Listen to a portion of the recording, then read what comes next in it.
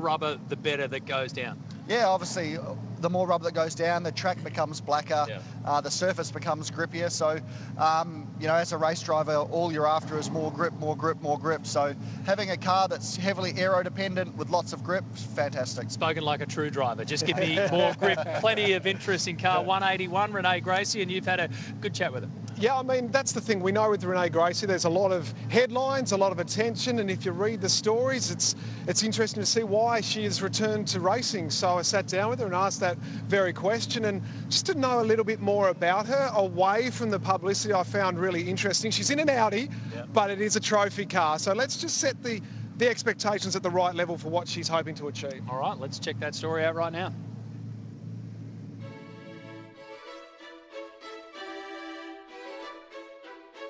Renee, welcome to the Speed Series. How's it feel to be back here racing at Phillip Island? It's very exciting. It's surreal. I didn't think it would happen, but it's great to be here, and it's great to have the Speed Series welcoming me and wanting me here and letting me join this amazing category at this amazing location. Who is Renee Gracie? Away from your online profile and away from a race car, who are you? I would say Renee Gracie is just a normal person, to be honest. I think a lot of people have these preconceived ideas of me and who I am. I'm very low-key, very quiet, stick to myself, have my dogs, have my chickens, live on my little farm. I just love being in my own space and having my own little oasis of garden and mowing and animals and just being myself, really. Is your mower stock standard, or have you tweaked the engine a little bit on that? No, it's got modifications, definitely, but slightly bigger wheels. I can't put a bigger exhaust on it. I tried. Couldn't tune it. Can't get a turbo or anything, but it's always modified. Everything I own is slightly modified. What's the response been like from your fellow competitors to have you back in the paddock again? It's been really good. I don't think I could have asked for a better reintroduction. Everyone's been really, really great. I'm quite lucky, obviously. I know a lot of people. I used to race against a lot of people. I thought potentially there might be a few people that would have an issue, but everyone's been really welcoming, and I just think it's been better than what I probably could have expected, to be honest. The car, it's certainly got people talking, hasn't it? Yes, definitely. It looks good. What's been the comments that you've had about the car so far? Lots of comments, all sorts of different comments. I think a lot of people are just happy to see that it's allowed here and it's out here and it's running, and we're allowed to have the car looking like it looks, and we're also allowed to go racing as well. What does success look like for you in this program? I think just to get as many laps as I can, finish all the races, show up, show people that I'm serious, we're here, it's a normal operation, there's nothing to be scared about, there's nothing to be worried about. I'm just Renee Gracie going racing again. And I think to just get that credibility, get that respect, get the people sort of watching, whether it's spectators, fans, sponsors, competitors, realising that there's nothing too crazy or scary going on. I'm here to race, I'm here to have fun, and I think that would be an ultimate year for us. Renee, welcome to the Speed Series and all the best of luck. Thanks for having me.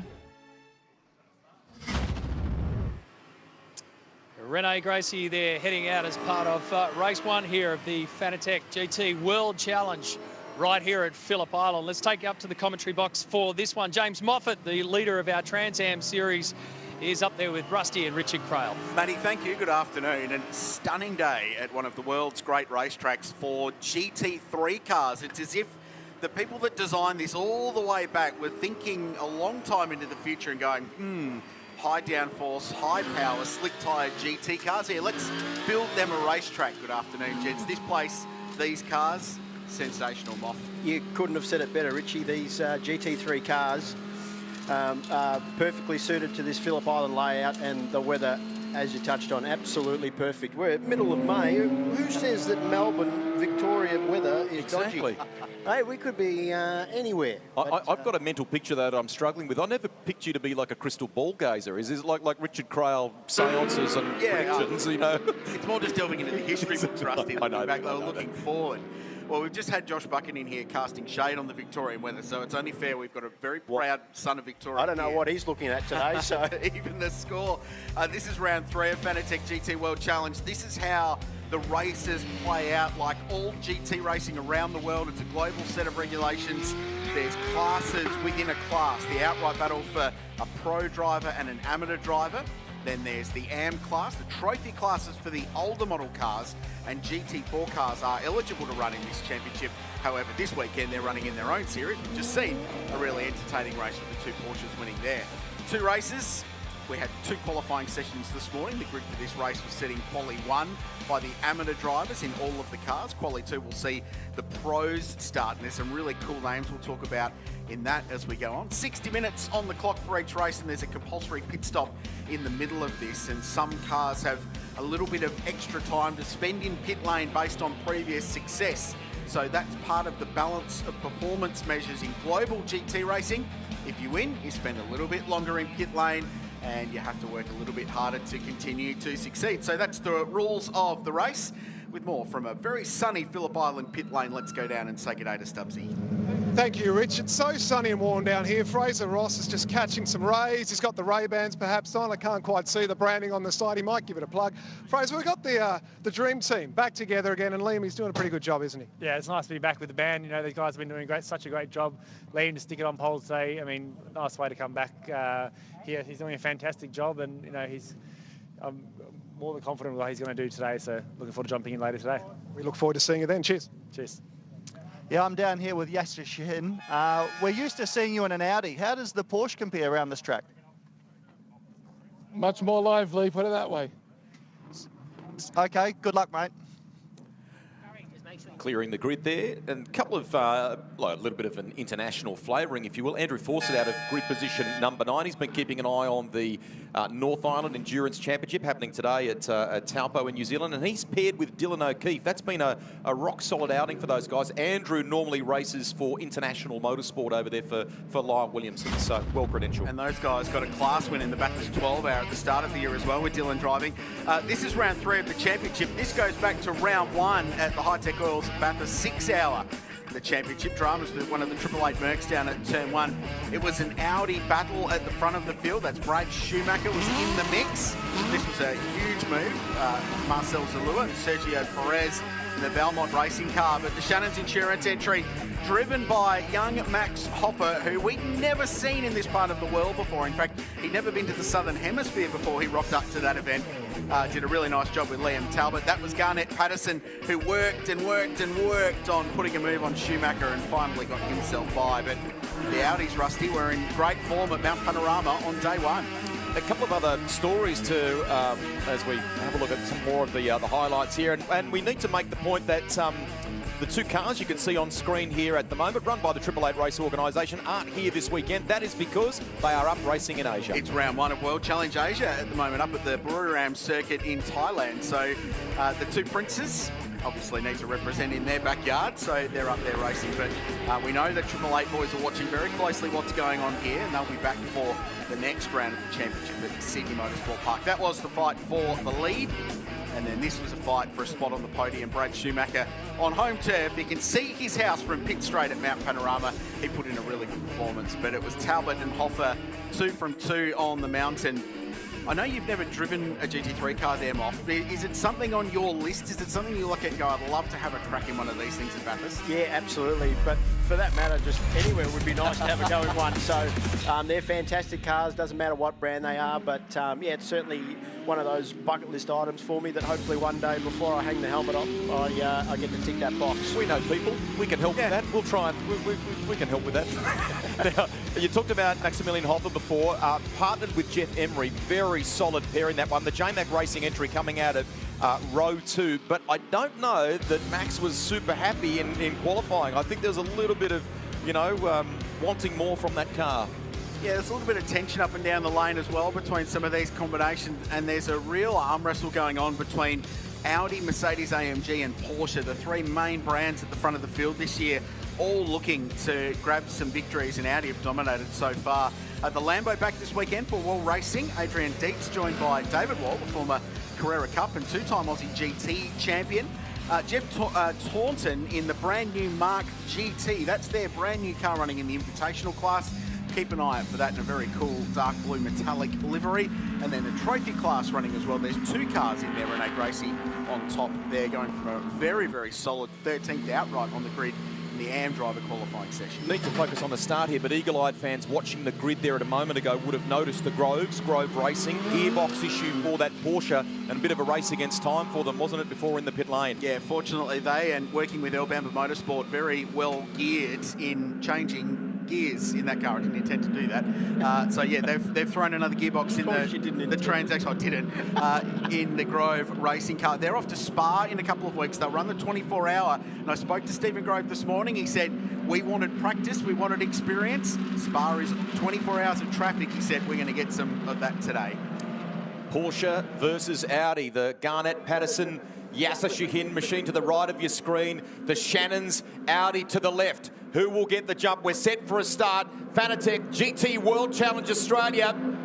First time this weekend, an hour of racing here at Phillip Island today. Nice job. It's the Audi advantage off the line. The Porsche strong now on the outside of the run into turn one. Oh. Commitment from Yasser Shahin. The reigning champion sweeps around the outside for EMA Motorsports, so the Porsche will lead down to the southern loop. Schumacher slots into third, Jeff Emery fourth, and just in behind them, the first of the Mercedes AMGs. That's Justin McMillan for M Motorsport. Really impressive performance from them yesterday. Quickest in practice and a solid qualifying performance from them this morning as well. They opened the account in this Porsche. They seemed unhappy after practice one, Richard, just with an imbalance in the car, but both Garnett Patterson and Yasser Shahin said to me, don't worry, that's only the first session. We know it'll be right by session 2, and bang, straight, it was back on the money. And the Porsches traditionally have a bit of trouble getting temperature into the front tyres, so obviously Yasser had plenty of confidence in the front end of that Porsche to swoop around the outside of turn 1, and he leads the field now nice and comfortably on this opening lap. That's a great observation. Often Garnett Patterson told me exactly that this morning. He said, we are struggling really hard to get the fronts up to temperature. So they've been working on that in the car all weekend, both in setup and how they drive the car on the warm-up lap and the opening laps of the race to get those front Pirellis up to temperature and working early, and it's paying off for Yasser so far. Are you on your best behaviour while we're here in commentary? Because Carl Reindler's just over your shoulder, fresh from Miami, where he's been looming. I think I've been over there one on my best behaviour. Carl's in here. Exactly. Does some great work with the category in a driving standard sense, doesn't he? So nice to get the opening lap out of the way, nice and clean by all the competitors. A little bit of action here into turn 1. Remember, this is a 1 hour long race, so the competitors have to be mindful of that. They want to obviously make it to the end, and there's strategy involved with the pit stops, as Richard touched on at the start of the race. So Matt Stupas in the KFC backed Audi, and that's a very solid pairing for the weekend as well, with Paul Stokel in similar race suit. Good guy to have with you, who's had success in all sorts, from open wheelers in this country and even drove Targa Tasmania and more, hasn't he, Richard? This is round 3 of GT World Challenge Australia. They raced a couple of weeks ago over in the west at Wanneroo Raceway. Massive effort from these teams to roll into that event and make the long trek back across the Nullarbor, prep cars and get to Phillip Island with a bigger field than what they had over there. Liam Talbot and Max Hoffa lead the championship, 75 points to the Shannons Audi duo, and then Yasser Shahin and Garnett Patterson for Porsche in second. Jeff Emery rounding out the top 3 in the championship standings as they run so far. We jump on board with Renee Gracie. She's currently scored in 13th outright. Just in front is Darren Curry in the leading invitational class car from Mark Cars Australia. It's a good little fight. And these cars will produce their speed very differently here at the island. You can already see that on board with Renee there, the big Mustang in front. Plenty of horsepower under the bonnet of that thing, and really watch it open its legs down the front straight here at Phillip Island. Now, you touched on off the fact that the pro drivers are yet to come in this race. So Yasser Shahin's got Garnett Patterson with him.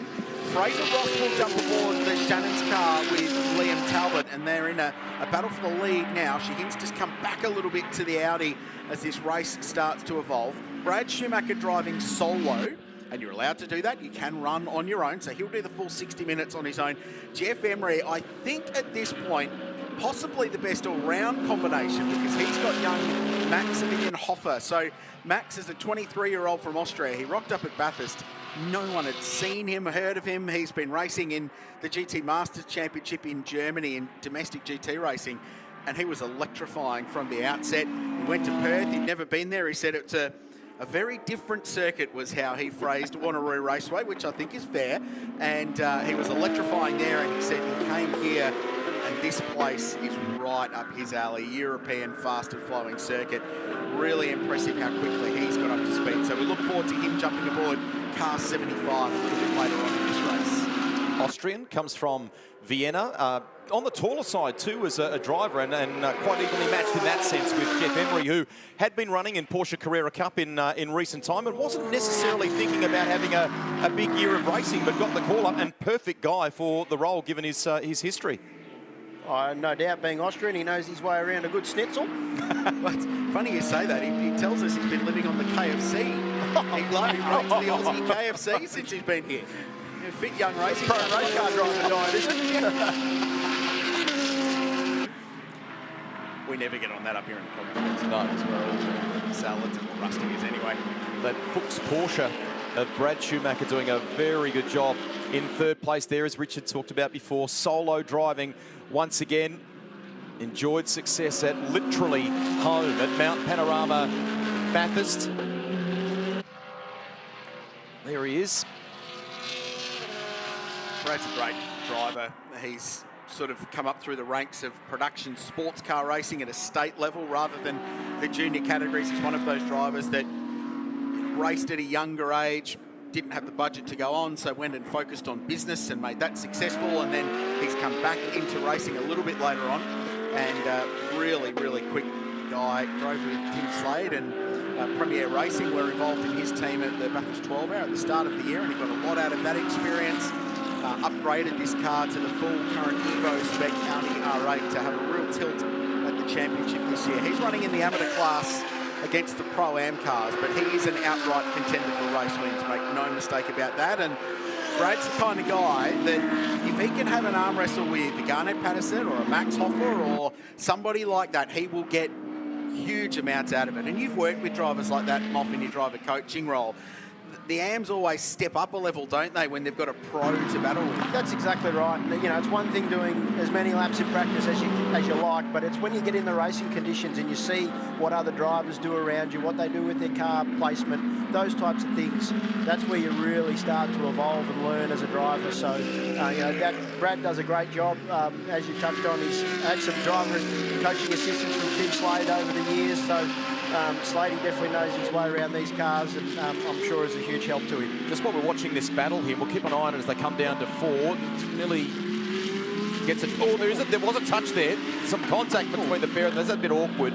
I was just going to say that the quickest lap of the race has gone to Liam Talbot, a 1:30.3, and he's closed the gap to 0.3 and looks like going even quicker on this lap. Fastest in Sector 1 and a personal best through Sector 2. So Talbot is closing. Yeah, I've been keeping an eye on that, Rusty, and there is really nothing between Yasser Shaheen and Liam Talbot. Those two cars are very evenly matched, and you're right, they're really just trading fastest laps at the moment, lap after lap, and you know, there's nothing in it. They've opened nearly 4 seconds back to Schumacher in third, and Emery back in fourth place. He's another 4 seconds really further back from Schumacher, so starting to spread back a bit. He did go quicker on that lap, but the margin, by comparison to Yasser Shaheen, what are we talking there? 2 thousandths of a second was the difference between the pair of them. So Yasser has responded. Good pickup, Moff. And speaking of competitive AM drivers, the guy leading the race is one of them. Takes his motor racing very, very seriously. Really, both these guys at the front of the field do, don't they? You know, and they always present both themselves and their cars in, you know, immaculate condition. So it's a credit to how they go about their motor racing. But Liam now is at a level where he mixes it with the pro guys on raw speed on occasion. And that's a huge thing for an AM driver who does not do this for a living. He started quite late as well in Radical competition and burst onto the scene there in Radical Cup Australia racing and was really successful, and then moved across to GTs. He's been very successful in Porsche Carrera Cup Australia as well in the Pro-Am class. For Yasser. He's run it wide. Sorry to cut you off there, Rich. No. So it was a big moment, just getting that car stopped and turned at the bottom there at the right-hander. It's one of the slowest points on the racetrack for these cars. And does that affect his run out onto Gardner Straight and open an opportunity up for Liam Talbot? If anything, the margin a little bit wider, and I wonder if just a little bit of caution there from Talbot, just getting out of the throttle perhaps, is his final sector was a little bit quicker, but still sets the quickest lap of the race that time by. So, and the hard thing here for Liam, even though if he feels like he has a slightly faster car, is he's now what we call behind the dirty air of the car in front. So, for those that listen back at home or are interested, keen viewers of Formula One, you hear that comment a lot, the dirty air, and it just means basically the front grip of the car following is not as efficient as it is when it's in clean air. So, you know, Liam will have to have a lot more speed over Yasser to be able to affect a positive pass, or he has to bank on Yasser making a mistake, which we saw in the last lap through MG. Yasser did run a bit wide, so what Yasser needs to concentrate on now, eyes forward. And what Liam needs to do is just concentrate on, keep doing what he's doing, apply as much pressure as he can, and if an opportunity comes up, then you take it with both hands. That is where, over the years, when Garth Tander was paired with Yasser Shahin, that kind of coaching, because he's got this raw intensity about him, Yasser Shahin. I love that about him. He's obviously a competitive business person, but competitive behind the wheel as well. But just when he was hustling there, you could tell the sector times we were seeing, he was responding to Liam Talbot. But it's about controlling all that, just not fractionally overstepping the mark, isn't it? And around Phillip Island, you know, the speeds are so high and you're on the limit. It doesn't take, you know, just the tiniest of mistakes to step over that limit. Fraction wide here, a fraction wide there, and you're off at great speed. So, you know, these guys, you know, they are definitely the class of the field at the moment. You know, out to sort of 6.5 seconds back to Brad Schumacher. But you can tell by the attitude of these two cars, they're going at it. They're not leaving anything on the table. The other reason there's a little bit of intensity from Liam Talbot here is that he really needs some track position over Yasser Shahin, because we touched on that pit stop penalty thing earlier in the race. That car, the Shannon's Audi, is going to spend longer in pit lane than the Porsche. So he really needs to get in front and try and build a bit of a margin, because car number 1, I should say, is going to get a free kick in pit lane. They're going to be in pit lane shorter than the 65 Audi. So that's why Talbot is starting to get a little bit aggressive, try and force his way through and build some margin, because he's going to lose a lot of that when the compulsory pit stop window opens. The other thing you can imagine will happen here is that Talbot will stay out for as long as he possibly can to get some track position. The general rule of thumb in Pro-Am races is that when the pit stop window opens, if you've got an Am in a car, you pit straight away and put your Pro in, because the car will go quicker with a Pro. The other way works the other way around in the Sunday race, and we've got dramas for Ash Samadi, who is off the road in car number 22. Full 360, that's down at turn 4 at Stoner Corner, and drives on. He's got damage to the left rear. Yeah. Now you can see Andrew Fawcett come through shot there in car 10 as well, but I don't know that he was a part of that. Maybe he was slowing up while it was all going to Custard ahead of him down at turn 4. So we'll hopefully get a replay and clarify that. This is all helping Stephen Grove. I need to make the point. He's picked up 12 places from the rear of the grid and is now up into 9th in that Porsche that had some gearbox issues earlier today. Just pick up the end of that. So, yeah, it looks like, based on the vision there, that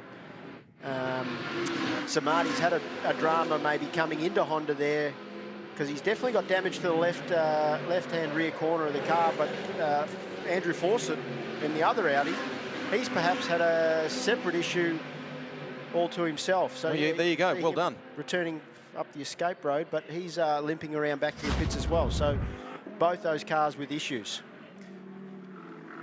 Now this, unrelated, is Fawcett limping back from pit to pit lane. So he's done a good job to keep that car right out of harm's way. Half a tonne of Phillip Island's grass parked in the radiator of the Audi R8, the big V10, as the leaders flash by. Maintenance team at Phillip Island will be pleased with him, doing a bit of their work for them. Oh, he's going to get Oh, no, we've had a huge amount of rain, haven't we? He won't get that out of there. At an awkward time, 5 minutes before the pit stop window opens in this race. So there'll be a lot of nervous teams in pit lane. And for the cars that are a little bit down the order, they'll be praying for a safety car. And I'm looking at car 75, Jeff Emery and Max Hoffer currently in 4th place. But it's not like a Bathurst Enduro. You can't just peel off into pit lane and get a pit stop done in anticipation of a safety car, because you have to wait for that window to open. So if you're the team down there on the radio to force it, the only thing I would be trying to suggest to him is engage the pit limiter, see if that limits the amount of wheel spin, and if he can just get the car rocking and moving out, that's his only chance of getting out where he is, but he does look pretty buried. Gradient and damp grass, not going to work in your favour too much with there, the slick tyre as well. Yeah, exactly. And the only other thing they could do is wind the traction control absolutely to the top setting as far as it can possibly go. And we've gone safety car. So just over 4 minutes outside of the pit stop window opening. So what that does is open this race right out to a whole host of contenders. And it could potentially deliver a handy bit of pit stop timing for some of these teams that have got longer to spend in pit lane. They can't peel off right now. They've still got to wait for that window to open. And they've got 4 minutes for that, which will basically be a safety car lap. Now, can we just maybe have a quick look at a couple of other results on the totem on the left of your screen there? Worth noting, it looks like Renee Gracie nearly in the top 10. And is she leading her class there as well? I've got a bit of reflection on the screen. Sorry, Richard. So, yeah, well done. And has had a little bit of extra incentive. Mark Griffith telling us at dinner last night that able to bring the car back without a scratch, basically, in WA. If she can do the same here, he's incentivising it with some other racing, maybe a chance to drive perhaps a Janetta a little later in the year as a part of the GT4. So maybe even some more racing as well for Renee as the year goes on. Team owner-induced motivation. I like that. So the Hyundai safety car will lead the field around. Shaheen and Talbot leading the way. Brad Schumacher third, Emery fourth. Matt Stupas up to fifth, had a quiet little drive. There is the Grove car. 8th position for Stephen Grove. That's a really good drive. Big climb up through the field, isn't it? Well done to the team too. It was all hands on deck when we sort of ventured down there around about, what was it this morning, 10:30 or thereabouts, wasn't it? So not long before we came on air. So good work. So they're off to Spa for the next round of Intercontinental GT Challenge this year. They raced at Kyalami earlier this year, just a couple of weeks after the Bathurst 12 Hour, where they had a really big crash at the top of Mount Panorama, unfortunately, in that race. So they've got another car over in Europe ready to go. Stephen told me this morning they're off to go test in a couple of weeks, and then they'll crack onto the Spa 24 Hour, which this year has 72 GT3 cars entered. Amazing. 72 of these cars on the same bit of racetrack. And all the while with a supercars team that they continue to make very good progress with. Everyone, you know, seriously impressed with how 2023 is going so far for them. So they're focused on their international program this year that grows from a GT side of things. So Stephen's not running Porsche Carrera Cup this year either. They've decided to just put the Cup car to the side. So a few rumours that will make its appearance a little bit later on in the season. How's this? What a sight. That's a bit of us. I reckon barbecue at the back, open the boot, some lemonades. That'd be lovely, Moff, wouldn't it? What about the lemonades, right? Maybe something a bit different. Great crowd. And it kind of underscores why we're very grateful that Shannons have joined us on the journey this year. I mean, these are passionate people that love their cars and racing, aren't they? It's fantastic to see that many people down here like we've spoken about. It is a fantastic day. So, and then for anybody that's thinking about maybe doing something for their mum tomorrow, why not come down to Phillip Island and catch all the Speed Series action in person at the track? Oh, we're done here, Rich. He's all over this, isn't he? We're done. He's just sold it beautifully. Well done, Bob. So they've extracted the Milan entry of Andrew Fawcett. So I would imagine a pretty nervous Dylan O'Keefe in the lane, who we might catch up with. So he's the other driver in this car who's enjoying being at the wheel of the GT machinery, I should point out too. Look at the right front there. That's awkward, isn't it? Certainly not pointing in the exact, I guess, desired direction. So it's got what we call a lot of toe in. So the tyre is pointing in towards the front of the car, if you like. So definitely not the optimum setting there. So and that's largely probably come from contact from another car, which unfortunately we didn't grab on camera. So there was those two incidents down at turn 4 Honda Corner. That story, hey? Yeah. Trying to work out right front to left rear, and I'm thinking maybe Southern Loop perhaps possibly is where those two corners could come together, and that could be the reason those two Audis have been caught up and damaged in those particular corners. We'll get to the bottom of that. We're getting told a restart next time by. Now the pit window opens in about 20 seconds, So I wonder, we could get a green flag and have half the field barrel off into pit lane. Well, and really, like, if you're Jeff Emery, for example, you pitch straight away 100%. and you get your pro driver in there because the field is going to be compressed, so they will lose less time in the pit stop. It looked like from that shot we saw corner of screen a moment ago where you saw the likes of Eric Pender and the Melbourne Performance team working away, it did look like Maximilian Hoffer in the background walking, getting ready, helmet on, set to go. So that could be exactly what's happening there. So he's probably got the tap on the shoulder and said, righto, young fella, you're up, get ready. And they're a funny pit stop to watch as well, because they can work on the car if they want to. So if they choose to put tyres on, they can, but they don't necessarily have to. And often they find in these short 1 hour races at a circuit where tyre degradation, they do work them hard here, but they can definitely do an hour race on the same set of tyres. The Michelin tyre that they, Pirelli tyre. The Pirelli tyre that they all compete on is more than durable enough to last a 1 hour distance. So I'd be very surprised if we see any competitors choose that option to change tyres in the pit stop, as unfortunately we see that Audi being pushed back into the garage. So probably too much damage for them to continue in the race, and they've obviously gone down a couple of laps from being stuck in the grass over there just before pit entry. Around about 40 personnel brought in by Melbourne Performance to juggle the weekend between their two TCR machines and the army of cars they have in GT competition. And they've even called on support from over the ditch, Stephen Giles, who you'll know from McLaren and has worked on the Toyota Racing Series in New Zealand, among others. He's come in this weekend, bit of a late call-up, but he's joined the crew there as well. I think there's an ongoing little battle between Troy Russell and Lee Burley at MPC and Gary and Barry Rogers to see who can bring the biggest race team. Gee, it's advantage GRM at the moment, but gee, it's close between them.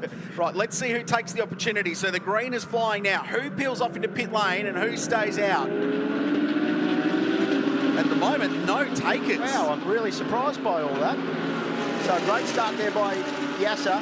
He really got the jump on Talbot there, so he's got a comfortable 5 car lengths gap as they cross over the control line.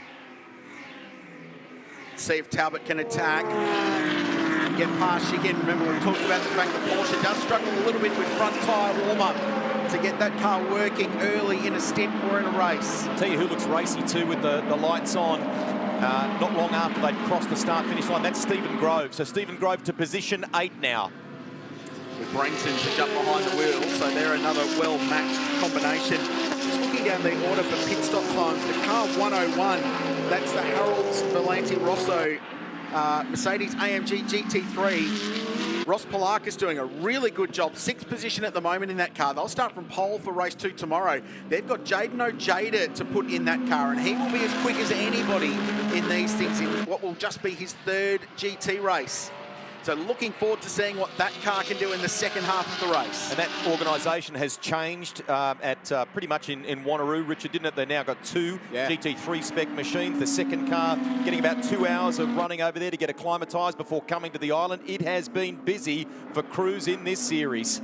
The second car is Chris Batsios. He's running down in 18th position. Sam Brabham will jump behind the wheel. We just saw a brief shot of Stephen Grove going wheel to wheel with Marcel Zalua through on the run into the hay shed. Has there been a change of the lead? Here we go. And pit stops as well. So a lot of the leading group of cars now peeling off. Shihin is in the lane, Emery is in the lane, Polakis in the lane, and Grove 2 in the number 4 Porsche. So the first roll of the dice on race strategy now, with a bunch of leaders rolling down to Shannon's pit lane, that 40 k/h limit. Now the timing starts at the commencement of the 40 k/h zone, and the time ends at pit exit at the de-restricted no speed limit sign. The lane's busy. This is the J-Mac entry in for Melbourne Performance. So out jumps Jeff Emery. Good stint from Emery. Porsche's, the EMA car stopped a long way out, away from the garage, so they're really lucky they don't have to throw tyres or get the air spike into that car. They have parked a long way out from the bay. He's almost very marginal as to whether he's still in actually the fast lane at all. It looks like he's just inside, but you're right, Richie. Quite odd seeing him that far away from the pit garage. So I don't know if he just had a bit of trouble spotting his team in pit lane. It's obviously very congested now. We've got several cars choosing to take their compulsory pit stop, so maybe a bit of confusion there. But Talbot, what does he do? He's peeling off into the pit lane this time. So in he comes, he'll be focusing on getting down to 40 Ks. You don't want to be any bit over 40 Ks by the time you hit that pit speed line. So as what is now Garnet Patterson rolls away and is about to leave the lane. So Talbot has almost a lap on the Porsche. So Talbot in the lane now. Patterson leaves beneath our commentary position in race control. And now we'll get up to speed. And this is the big roll of the dice, remembering that the Shannon's Audi has to spend longer in the lane than the Porsche has. There is Garnet Patterson.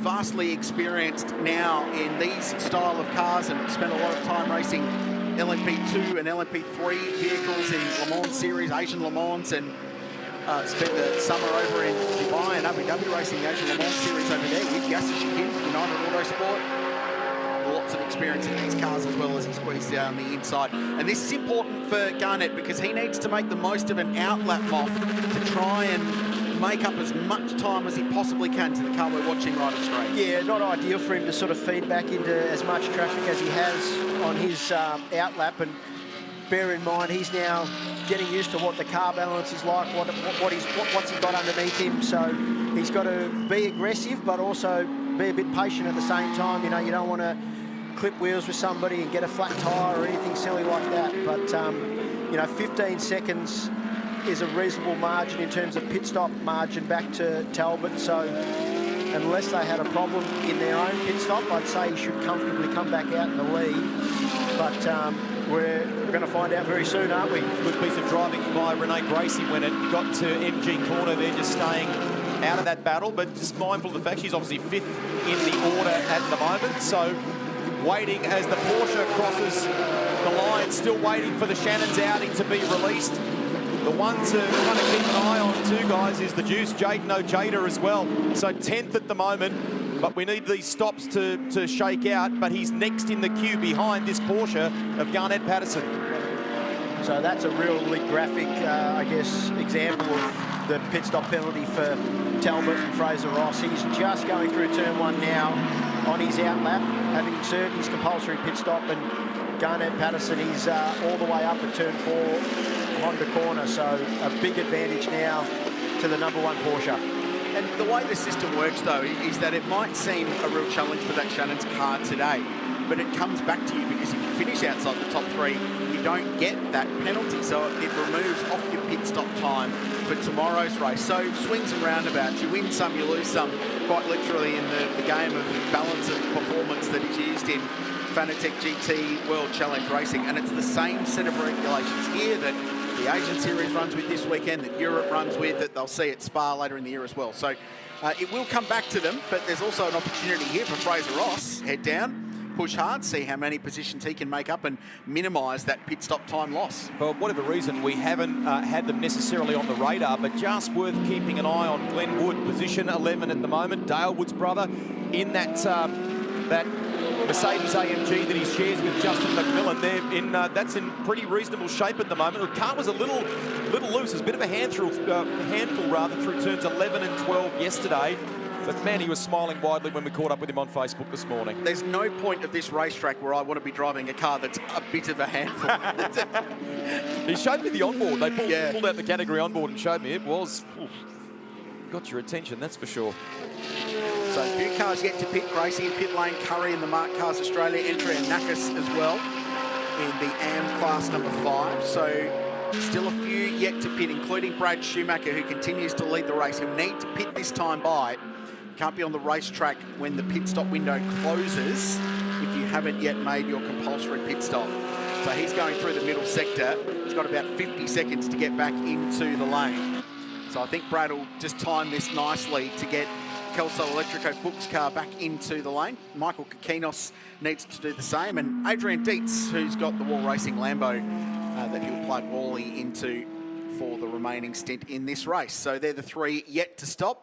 Good sectors from Brenton Grove, so he's pushing in car 4 at the moment. Best we've seen in sector 1 at the moment as he chases Glenwood. We go down to car of Renee Gracie there. It's been a good outing for her. No issues or dramas, leading her class at the time she pitted. And Brenton Grove again, fastest in the middle sector now. So watch that Grove Racing Porsche. So they're net 4th at the moment, that team, from the back of the grid. Once everyone's completed their pit stops. I think they look in really good shape. Schumacher into the lane. Michael Kokinos, I think, has continued past. He might be in a little bit of trouble because he's yet to complete his pit stop in car number 8 as the Grove Porsche returns to the racetrack. And Rusty, you called it.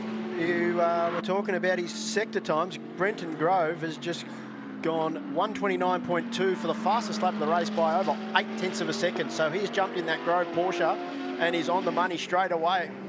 And he's in front of Fraser Ross and also Max Hoffa. So he's got in front of the 75 Emery Hoffa car as well. They're a shot for a podium in this thing, potentially, if that pace continues. That's pretty impressive, if that's the case. And the thing for me now, as this pit stop cycle, I guess, sorts itself out, is the gap between Patterson and Ojeda, and keeping an eye on that, because that's effectively the race for the lead. You bang on, and it's 6.8 seconds between the two of them. Now, this is for position, left of screen. Schumacher car in the lane, but we're watching Brenton Grove trying to work his way past Sergio Perez. No. Checo. Second Formula One driver. Not even related. All spelt the same way. Yes. Here we go. Both good on straight circuits. And that's a nice pass down the inside. So Grove ticks that box. And they're in different races, these two. One an AM class car, the other Pro-Am. So Brenton, that will be net 3rd for them. Correction, net 4th, I think, by the time. Yeah, will be by the time it all shuffles out. So Michael Kokinos pulls into pit lane as well. That's the last car to make their mandatory pit stop in this race. And we'll get a clear idea of the gaps and margins, and then it's a flat-out fight to the finish. There's another car on the radar here for Brenton Grove. Wood is just ahead of him, less than 2 seconds, I think. So just out, there you go, out of shot. So that will be for 4th place if Brenton can get there. Your effective race leader is Garnett Patterson from Jaden Ojeda. Then Wood, who holds down 3rd from Brenton Grove, who you watch on screen, who is pushing in that Porsche. He's flying. And only 2.5 away from the back of Glenwood's number 48 M Motorsport, Mercedes AMG. There they are, coming out of Siberia and the run to the Hayshed. This has been a great drive for Grove Racing. And you consider they started Stone Mother last as well. So, you know, now sitting P5 on the road, well, effectively P4 as we keep speaking about. But yeah, he's definitely on a charge. Significantly quicker than the car in front of him as Lamborghini. That's David Wall at the wheel. Yeah, so the car that he shares with Adrian Dietz. Now, they had a minor power steering issue with this car in practice yesterday. They're pretty confident they'd sorted it after a rebuild from the 12-hour, I think, Rich, wasn't it? So, yep. No significant obvious damage that we can pick up on from what we can see so far. So they just completed their stop-off as well. Something Don't tell me Wally couldn't have left the pit limiter on, could he? Surely. Not an experienced campaigner like him, but that's a really awkward spot to be going that slow. Oh, he's trying to that get it part of the race. He's doing his best, but yeah, turn 3, hugely committed here, you know, flat out. North of probably 220 kilometres an hour in these cars through that corner. So, yeah, that's an awkward spot for Wally to be parked. So. But looks like it's run out of puff, that Lamborghini, unfortunately. So, just hearing from one of our photographers, Mark Walker, who's out on the circuit, says that it sounds like a transmission issue for that car, no drive. Okay. So that would explain it. Got here very early to work today, Mark. He did. Who needs sleep when there's a Shannon Speed Series round? No, I ask you, Rusty. And safety car. Wow, this is a big moment for the race because it bottles all of these pro drivers up. And it brings Max Hoffa into the race. They're down in 6th position. And Jaden Ojeda gets a 7-second free kick to the back of Garnett Patterson in the Porsche. But I really think probably the person licking his lips the most would be Brenton Grove. Yep. The speed he has shown after the pit stop since he jumped in that car has been very, very impressive. So he's easily been the fastest car on the track. So he's the one to watch in my mind. Just another thing, we spoke about Carl Reindler, who's the race driver standards boss for GT World Challenge Australia. They're just looking into the restart, and especially the pace of the restart with cars coming back to the green flag following that earlier safety car. So they're investigating that now. Let's go down to the lane, and Fabian Coulthard. Stephen Grove, this car's fresh out of the container from the 9-hour race at Kyalami. Looks to be going very, very well here today. Yeah, we're a bit worried because it did the 24-hour, then went straight to Kyalami from Dubai, then did the 9-hour. And then we only got out of the container a few days ago. So we obviously had a gearbox in quali, but now, you know, safety car. Brenton's got a lot of speed there, so we're hoping that he can maybe push up a couple more spots. Yeah, well, I think Brendan's doing a fantastic job. Since he's hopped in the car's kept moving forward. So good luck for the rest of the race. I think you've got a huge potential with this safety car. Yeah, we'll have to see how many laps you got after the safety car, but Brenton was pretty disappointed in his quali, so I'm sure he'll be pushing on.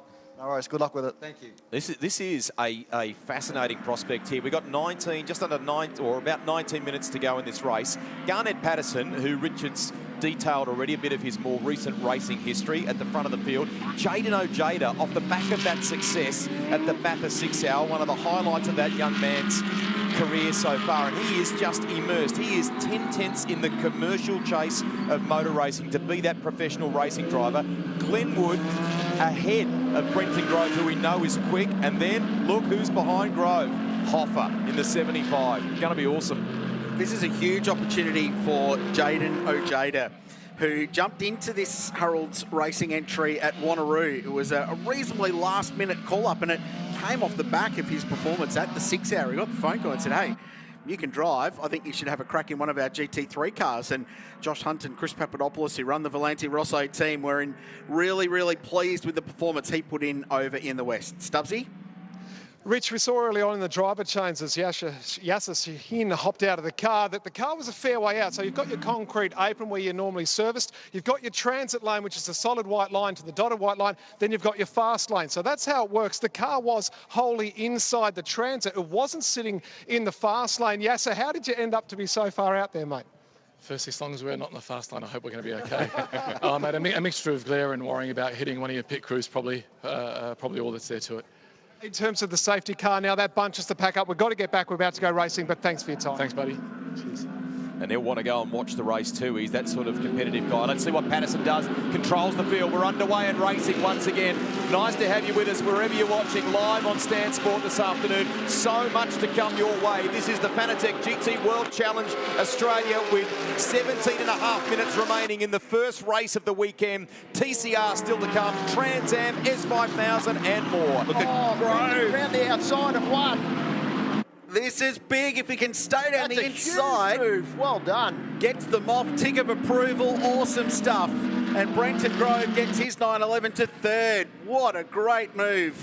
Capitalising on the restart, got the jump, and lots of commitment at one of the fastest corners in our sport to go around the outside. Good stuff. Yeah, great racing. Good respect and racing room given by both guys there. Yeah, this race is on, that's for sure. A bit of action back in the pack. Brad Schumacher there. So, yeah, it's plenty going on. Safety cars has obviously bunched the field up and really made this race come alive. 18 places and provisionally for a podium. That's great from the Groves. Good fight back. Admittedly, a few things have happened during this race, but they have pushed and pushed hard, and it's given them a result so far. This is the best. We're in the best commentary box probably in the world of motorsport, and I saw you watching the restart out the window, Moff, and there was a big nod of the head when Garnett Patterson got on the throttle. He judged that restart to perfection. Absolutely perfect. And, you know, I guess one of the positive traits of the Porsche is their power down, you know, the rear-engined characteristic for the Porsche, and he played it perfectly, got a good jump on Ojeda, and he's really maintained that gap on this first lap after the restart. So he's got a comfortable sort of almost 8/10 back to Ojeda, but really the man again on the move is Brenton Grove. Glenwood fourth, Hoffer fifth, Schumacher leading the AM class is next, and then Fraser Ross, car that started right off the front and led early on in this race with Liam Talbot behind the wheel. They're the championship leader, but they're only 7th. Back to Sergio Perez, then Garth Walton's behind the wheel at 45, and Paul Stokell, the former Australian Drivers' Champion, now in 10th position in the KFC Audi. So it's Porsche, Mercedes-AMG, Porsche, Mercedes-AMG, and then the first of the Audi R8s. a brand that has dominated this championship this year with 3 of the 4 wins so far. The first one only 5th at the moment. Sam Brabham down in 12th. If he can pick up a couple of places, won't the Harold's Racing team be delighted? 2 cars in the top 10. They're building a really good little race team there between those two. And they were, at the time of pitting, they were down in 17th position. So there's been a big gain. The second half of the race, Wood with a real big moment at the top of the hill. Just holds on to the M Motorsport AMG, but it opens the door for Max Hoffer. It's shut reasonably firmly on the exit of the corner, but he just caught that thing. And it's not the first time that's happened this weekend, Rich, with that car. So been fighting some oversteer, fighting the rear on that car. He keeps it for now. Hoffer in the draft, in the tow, as they go down the Gardner Straight. Quickest lap of the race still belongs to Brenton Grove. Check this out. Coming to shot side by side. It was the onboard, though, that got me stepping back from the TV because the rear end of the 48 car was dancing around across the top of Lukey. Good bit of car control. And even on the exit of turn 11 there, you can see the thing sliding as well. So it's clearly a handful. And all that will do is overheat the rear tyres, and it will just make the problem worse and worse as the race goes on for Glenn Wood, one half of the Aussie Wood brothers. Brother Dale knocked up his 100th Carrera Cup race in a couple of weeks up in the top end, still right at the front of that field. Some talk Dale will come this weekend, and brother, here we go. That'll be a fun dynamic duo contact. Contact between them on the exit of Siberia, and they'll run wheel to the hay shed at 200 k's an hour. Who blinks first? And it's Max Hoffer in the Jamek Racing Audi who squeezes through. Well, it took 4.46 k's for that move to be executed. Great racing. And what a great drive from Glenn Wood, it's got to be said, who remains massively underrated for his level of ability. Yeah, I wouldn't have thought that Glenn's done that much GT3 racing, so... Huge amount. Yeah. Spent a bit of time with Dave Crampton in the KTM program and drove an Audi at Mount Panorama as well. But yeah, not a huge amount. So Hoffer up to 4th. Grove still 3rd and still trying to chase Jaden Ojeda. The top 3 cars just covered by 1.7 seconds. Still 12 minutes to go. There they all are locked together, and Ojeda's come back a little bit to Patterson and set that car's personal best. That's not where you want to be. That's the Dutton garage car, Ben Stack behind the wheel. I'll tell you what, anytime you find yourself off the road at the last corner of Phillip Island and can drive it back onto the track, all 4 wheels underneath you, that's been a good day. Here's the juice.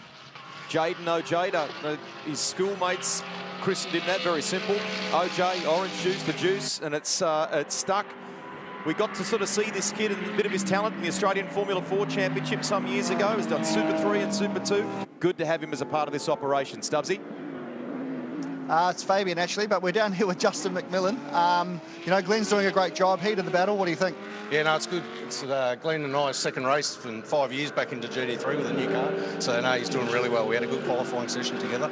Enjoying the car greatly. It's top he's doing a fantastic job. So you're obviously getting to grips with the car. It's a new product for you. You enjoying it? Yeah, look, front engine car, a bit difficult. We've raced Lamborghinis all together for 10 years, but we're getting the grips of it now. As I said, qualifying was great. We're just struggling a little bit in the race. Well, perfect. Hopefully you come away with a good result. Good luck. Thank you. He's a very experienced guy, Justin McMillan and that M Motorsport team. They didn't run Lamborghinis and were behind the KTM program that came here and ran GT4 cars for some time. Passionate guy about his motor racing. There's always lots of laughs when you go down to that garage too. It's a lot of fun. Just on Jaden Ojeda, so his nickname's the Juice.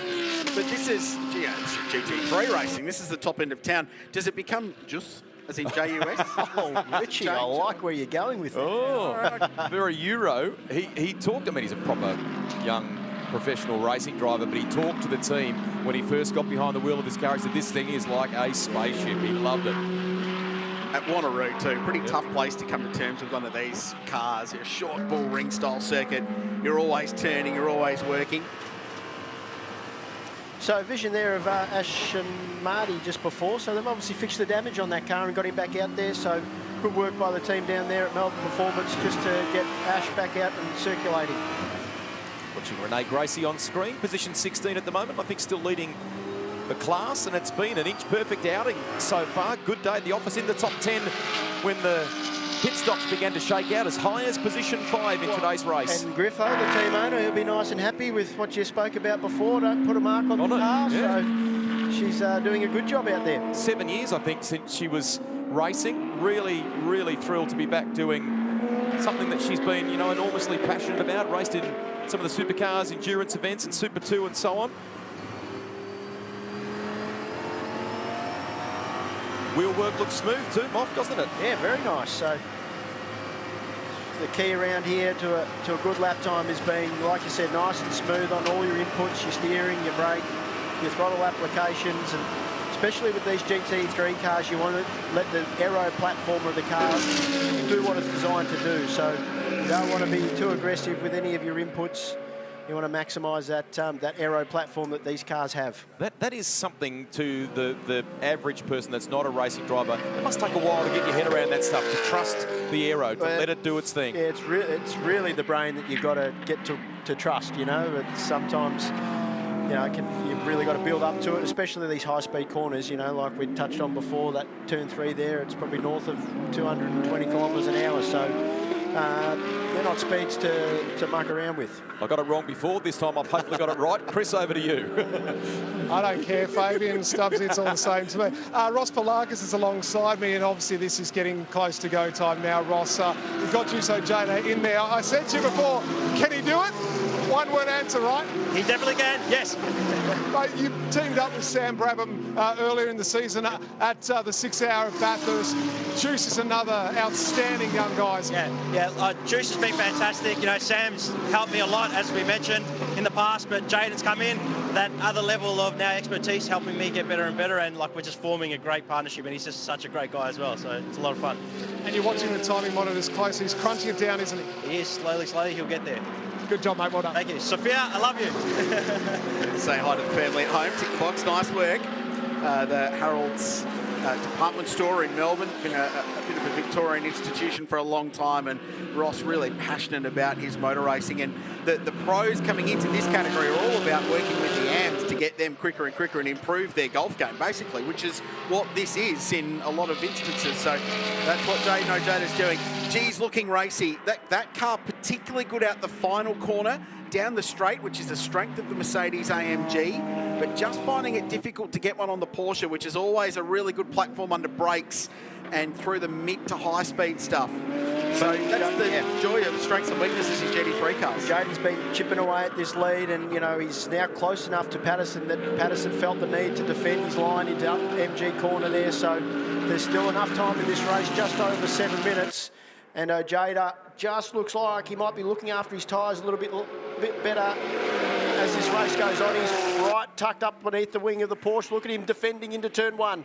Look at Grove in the background as well, and then you can see the lights of the Audi. Hoffa has been just ever so slightly trimming it. It's about 3 seconds between Hoffa and Grove, so this could be, with 6 minutes remaining, or 6.5, maybe a 4-way fight in the line if Max Hoffa can find a little something more. Right now, the run out of turn 4, Stoner Corner, through Siberia and the Hayshed is what's saving the race leader, because the Porsche's really good through there, and now Ojeda has to defend because Grove goes on the offense and tries to send it around the outside at 4 and can't get there. But the point is, the Porsche's really good around the back of the circuit. The Mercedes AMG is awesome in the final sector and the run down towards turn 1. But that little car length or two that Patterson can pull now, where the Porsche's really good, is helping him out in the back half of the lap where the Merc is a stronger package. Yep, and that's the power down advantage that the Porsche has out of turn 4, nice tight corner, and out of Siberia as well. So it's very strong through the middle part of the track, as you suggested, Richie, and it gives him just enough margin into the final sector that he doesn't have to defend too much on this lap. And that's the joy of GT3 racing, is that the cars, even with the balance of performance, which means they all lap within the same or similar lap time, they do produce their speed differently. Yeah. So the big front engine Mercedes, 6.3 litre normally aspirated V8, 4 litre normally aspirated flat six hanging out over the rear axle in the 911 GT3R, and then the Audi, which is catching them, as Rusty said, with the mid-mounted 5 litre V10. So 3 different architectures, all lapping within a few hundreds, but putting on great racing. A little shout out as well. Garth Walden at the moment is in 8th place. That combination, Michael Sheargold and Garth Walden, they picked up 10 spots during this race. So nice work by the Ram Motorsport GWR Australia crew. Mike Sheargold's another driver who's been rapidly improving, getting up to speed in GT3 cars. This is a good fight. Look how quickly Hoffa's getting to the back of these three, though. 4 and a bit minutes to go. It's not over. Definitely hunting them down, so won't be a surprise if by the end of this race it's a 4-way fight for the lead. Patterson now on, flashing the lights as he comes up on some lap traffic, so critical here for him to be able to get through. Oh, luckily he was able to navigate through that lap traffic without too much drama. But the gaps here, they're fluctuating a lot over the last few laps, so there's still nothing in it. But Patterson just looks like he's got enough underneath him to be able to keep these guys behind him. Brenton Grove got a little sideways coming out of Siberia. I mean, I think from our television pictures probably would not have been as big as it was for him behind the wheel, but he is trying at the moment in that 3rd place. Are those rear tyres starting to feel it though? This championship is box office this year. Every single race so far, there's been something exciting, something different playing out. And the storyline is no different today. For EMA Motorsport, they've had an incredible year here in Australia. Narrowly missed out on a win at the Bathurst 12 Hour, partnering up with Manti Racing. They came within half a second of beating the Sun Energy 1 AMG there with Matt Campbell in the final stages. And then just a couple of weeks ago over in Perth, delivered a win, Yasser Shahin and Garnett Patterson. It was Porsche's first win in Australian GT racing since they won the 12 Hour in 2019, and in the championship proper since August 2018. So for a brand with such a track record of success in GT racing, it had been a long time between drinks. So they're building something cool. The Harold Valenti Rosso crew are stepping up. We asked the question, Rusty, before the weekend, who fills the 888 void this weekend with that team not here? Well, we've had a pretty emphatic answer from car number 101. Haven't we? And we wish them well up in Asia, but it shows us there is progression from this class of racing too. You can go to other parts of the world and compete as they've chosen to do this weekend. But when they come back, man, when you look at what we've got in front of us now, add a bit of that to the mix. Can't wait for that. It's pretty exciting. So 2 minutes and 30 seconds to go. The howl of the flat six, the thunder of the Merc AMG, and then how do you call it, the howl, I suppose, of the V10 Audi R8 with Max Hoffa, who's now just 1.4 seconds behind Brenton Grove. He's competitive. I reckon he'll be a little frustrated with that, Max Hoffa, at the end of it. So, fly on the wall at the NPC when they debrief off. 2 minutes remain. Garnett Patterson partnered with Yasser Shahin. Is this their day? Remember, we'll go racing again tomorrow as a part of the Fanatec GT World Challenge Australia. This is their first race of the weekend. And James, this is now who makes the least mistakes. And one tiny little bit of understeer or oversteer could be the difference between winning or losing this one. Absolutely, and that gap for the race lead out to 7/10, so that really, since the safety car, is as big a margin as we've seen. So Garnett Patterson inside that car, maybe he's found a setting with his traction control or something that's just worked for him, or he's managed his tyres well enough to be able to build that margin. But yeah, almost now, as they finish the middle sector of the lap, out to a second. So with just over a minute to go, it looks like without any mistakes, they're going to have enough to taste victory here this afternoon in race 1 of the weekend. What a superb drive. This has been under massive pressure from young Garnett Patterson, who came up through the junior ranks of racing race Formula 3 here in Australia, and then went overseas to try and ply his trade, and has come back full time. So he's racing this year with EMA Motorsport, both in Fanatec GT World Challenge and Carrera Cup as well. And he said the two cars are fundamentally different to drive. He said they look the same, but the driving style is very, very different. So even jumping from one car to another, the same brand, he's having to adjust and adapt each time. But this has been a mistake-free, smooth, controlled performance from car number one.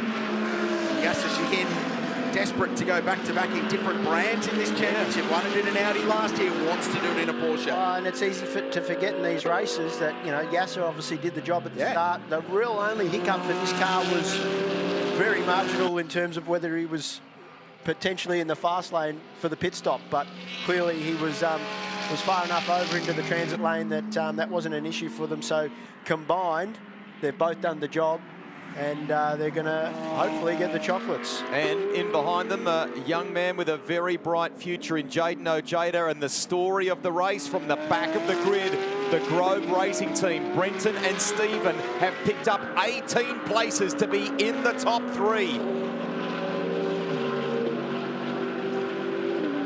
Starting the final lap now.